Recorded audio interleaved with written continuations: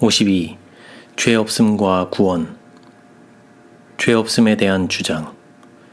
큰 이적을 행하는 기만자에 대하여 말하는 중에 요한은 그가 짐승을 위하여 우상을 만들고 모든 자로 하여금 그 표를 받게 할 것이라고 말했다.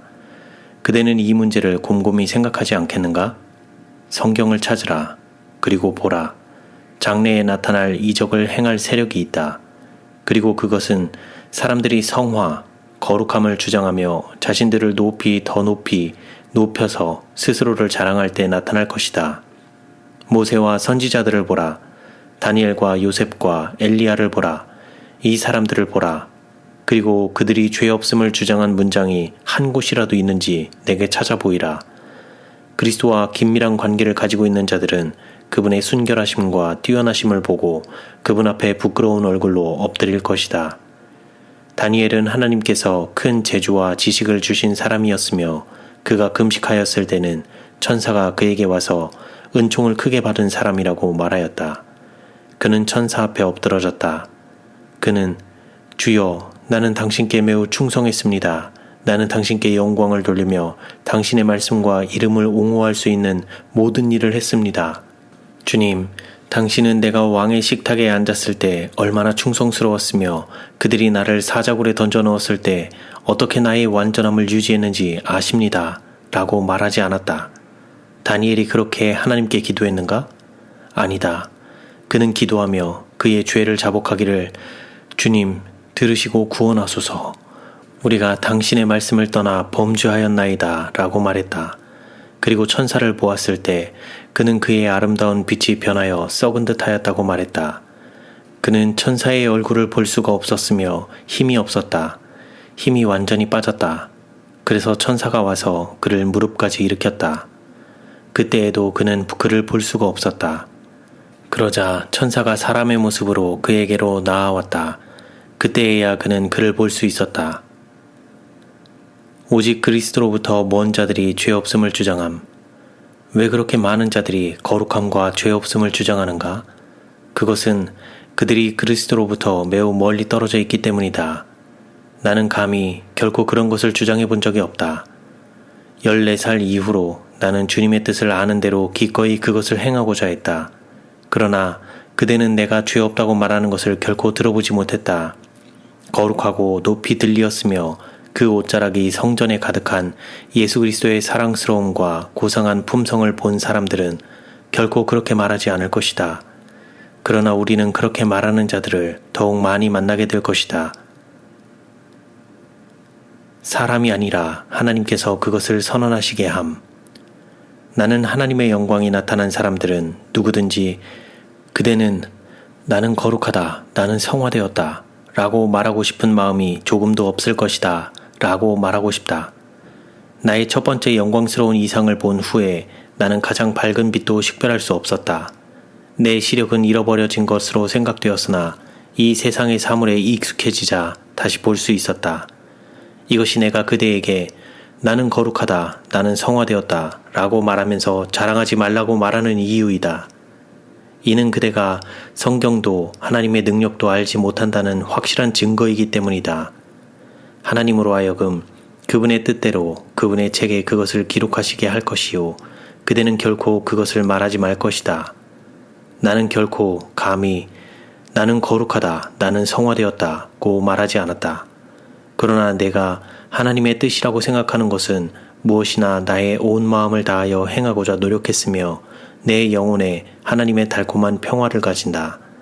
나는 미쁘신 조물주이신 하나님께 내 영혼을 지키시도록 맡길 수 있으며 그분에게 맡겨진 것은 그분께서 지키실 것을 안다. 나의 주님의 뜻을 행하는 것이 나의 양식이다. 이 천한 몸이 변화되기까지는 아님. 우리는 우리의 영혼과 우리의 원수 사이에 굴복되지 않는 적대감을 형성해야 한다. 그러나 우리는 성령의 능력과 감화에 우리의 마음을 열지 않으면 안 된다. 우리는 거룩한 감화에 매우 민감하게 되기를 원한다. 그럴 때에 예수의 가장 작은 속삭임도 우리의 영혼을 움직일 것이며 마침내 그분은 우리 안에, 우리는 그분 안에 있어서 하나님의 아들에 대한 믿음으로 살게 된다. 우리는 우리 구주의 형상을 반사하게 되기까지 모든 세속에서 정련되고 정결케 되어야 하며 정욕을 인하여 세상에서 썩어질 것을 피하여 신의 성품에 참여하는 자가 되어야 한다. 그때에 우리는 하나님의 뜻을 행하는 것이 기쁘게 될 것이며 그리스도께서는 그분 안에 거하는 자들로서 우리를 하나님 앞과 거룩한 천사들 앞에서 소유하게 되실 것이며 우리를 형제라고 부르기에 부끄럽지 않으실 것이다. 그러나 우리는 우리의 거룩함을 자랑하지 말 것이다. 우리가 그리스도의 흠없으심과 무한한 순결을 보다 뚜렷하게 볼 때 우리는 다니엘이 느낀 것처럼 느끼게 될 것이다. 그는 주님의 영광을 보았을 때 나의 아름다운 빛이 변하여 썩은 듯 하였다고 말했다. 이 천한 몸이 변하여 그분의 영광스러운 몸과 같이 꼴지어지기 전에 우리는 나는 죄가 없다고 말할 수 없다. 그러나 우리가 계속하여 예수를 따른다면 점이나 주름 잡힌 것이나 그런 것이 없이 그리스도 안에서 완성되어 그분의 의와 완전의 옷을 입고 하나님의 보좌 앞에서는 복스러운 소망이 우리의 것이 될 것이다. 투쟁이 끝날 때 하나님 앞에서 새롭게 되는 날이 올 때에 그리스도의 은혜를 받아 어린 양의 피를 통하여 승리한 회개하는 영혼들의 죄는 하늘의 기록에서 옮겨져서 아사셀을 위한 염소, 죄악의 창시자인 사단에게 지워질 것이며 다시는 기억되지 않을 것이다. 생애의 투쟁이 끝날 때 무기를 예수님의 발 앞에 내려놓을 때 하나님의 성도들이 영광스럽게 될 때 그때에야 우리가 구원을 받았으며 죄가 없다고 주장하는 것이 안전할 것이다. 현재의 구원에 대한 확신. 멸망에 가는 죄인은 나는 잃어버려진 죄인이다. 그러나 그리스도께서 잃은 자를 찾고 구원하기 위해 오셨다. 그분은 내가 의인을 부르러 온 것이 아니요 죄인을 부르러 왔노라고 하셨다. 나는 죄인이지만 그분이 나를 구원하시기 위하여 갈바리의 십자가에서 돌아가셨다. 나는 더 이상 구원을 받지 못한 채 남아있을 필요가 없다. 그분은 나의 칭의를 위하여 돌아가시고 부활하셨으며 나를 지금 구원하실 것이다. 나는 그분의 약속하신 용서를 지금 받아들인다 라고 말할 수 있다. 죄를 회개하고 하나님의 아들의 삶을 선물로 받는 자들은 정복될 수 없다. 믿음으로 거룩한 속성을 붙들므로 그는 하나님의 자녀가 된다. 그는 기도하며 믿는다. 시험을 받고 시련을 당할 때 그는 그리스도께서 주시기 위하여 돌아가신 그 능력을 요청하며 그분의 은혜를 통하여 승리한다. 이것을 모든 죄인마다 이해할 필요가 있다. 그는 그의 죄를 회개해야 하며 그리스도의 능력을 믿어야만 하며 그를 죄로부터 구원하고 지킬 수 있는 능력을 받아들여야만 한다. 그리스도의 모본의 선물을 인하여 우리는 얼마나 감사해야 할 것인가? 염려하지 말라. 그대의 소망은 그리스도 안에 있다.